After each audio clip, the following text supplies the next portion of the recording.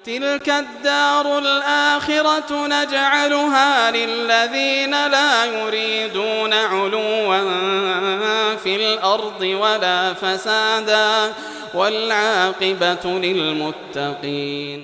Ini ada pertanyaan lagi via chat, Anda bacakan Ustaz, dari Arif Dwi Meiwanto Balitbang Hukum dan HAM. Bismillah, mohon izin bertanya Ustaz. Ada subhat pemerintahan yang layak ditaati adalah pemerintah Islam atau negara Islam. Sedangkan Indonesia dianggap bukan negara Islam dan tidak berhukum dengan hukum Islam. Maka tidak layak untuk ditaati. Bagaimana menjawab subhat seperti ini Ustaz? Jazakallah khairan. Ya, ini dari syubhat yang panjang ya ininya. Dan ini memang dasar pemikiran kelirunya di situ. Sekarang ada dua hal sekarang. Ini negeri bukan negeri Islam. Atau ada tiga ya. Pertama, pemerintahnya bukan pemerintah yang mesti ditaati. Sekarang kepala negara kita seorang Muslim. Iya. Kepala negara kita seorang Muslim. Kemudian kepala negara kita itu diakui oleh seluruh penduduk negara bahwa itu adalah kepala negara. Dan itu memenuhi kriteria sebagaimana yang dikatakan oleh Imam Ahmad. Apabila kamu masuk dalam sebuah negara, kamu tanya di mana kepala negaramu, semua menunjuk ke sana. Itulah kepala negara namanya. Iya. Dan itu masuk di dalam ucapan Imam Syafi'i dan hal yang disepakati oleh para ulama bahwa seorang kepala negara kalau sudah dia berkuasa maka itu wajib untuk didengar dan ditaati. Didengar dan ditaati. Jadi itu dari kesepakatan para ulama di dalam hal ini. Terus yang kedua terkait dengan ukuran negara Islam. Diukur dari sudut mana dia negara Islam itu? Iya. Jadi itu harus dia dipastikan. Nah, disinilah datang orang-orang yang ekstrim.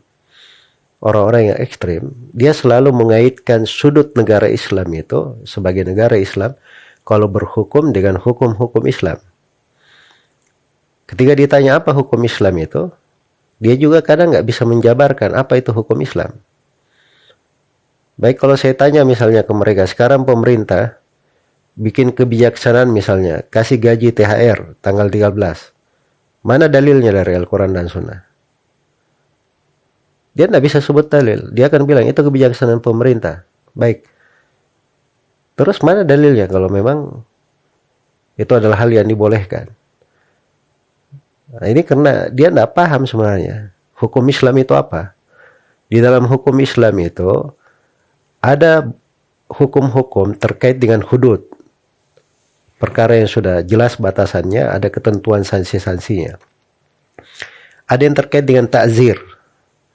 Takzir itu dijatuhkan hukum, tidak ada batasannya. Kembali kepada ijtihad pemimpin. Dan ada hal-hal diizinkan pemimpin berijtihad di situ.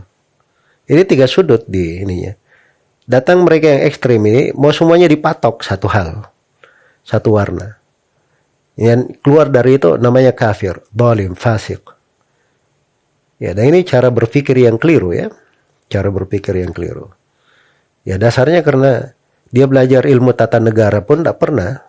Ya melihatnya saja, tahu pembagian-pembagian saja mungkin belum pernah dengar.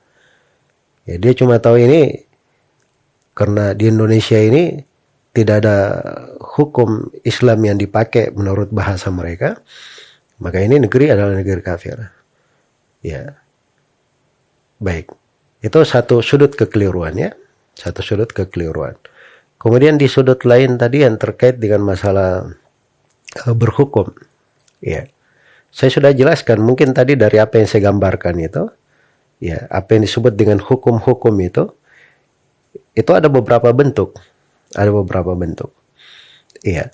Kemudian tentang suatu hukum yang sudah jelas, ada yang berhukum dengan selain hukum Allah di dalam hal tersebut. Apa hukumnya? Itu ada rincian di tengah para ulama. Nah, inilah orang-orang ekstrim ini, mereka nggak ada rincian, cuman satu saja taunya. Kafir, fasik, zalim. Iya. Nah itu dari pemahaman ekstrim namanya. Baik. Jadi kalau masuk di dalam rincian apa yang ditanyakan, memang ini agak riskan ya dan perlu jawaban yang lebih luas sedikit. Tetapi ini tanya jawab ya, jadi saya berikan dari intisarinya mungkin seperti itu. Ya mudah-mudahan kalau ada waktu di kesempatan lain. Ini memang materi-materi kadang khusus ya. Jadi orang-orang yang ada pemahaman seperti yang tadi terpapar misalnya pemahaman terorisme, ini tema-tema memang perlu mereka diajak diskusi di situ supaya diluruskan pemahaman-pemahamannya. Ya, dan itu fungsinya orang-orang yang berilmu, meluruskan pemahaman mereka sampai hilang syubhat mereka di dalam hal itu. Ya, semoga Allah beri taufik kepada semuanya.